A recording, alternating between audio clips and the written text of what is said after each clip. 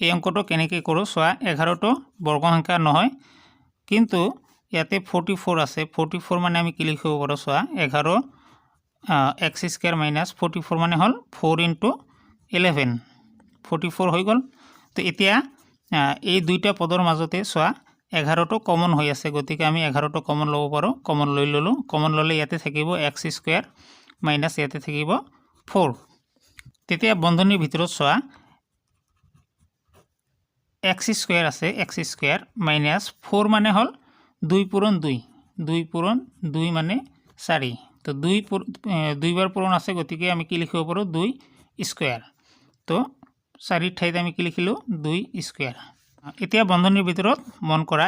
x square minus 2 square এটো কেনেকুৱা হৈছে a square minus b square লগত মিলি গৈছে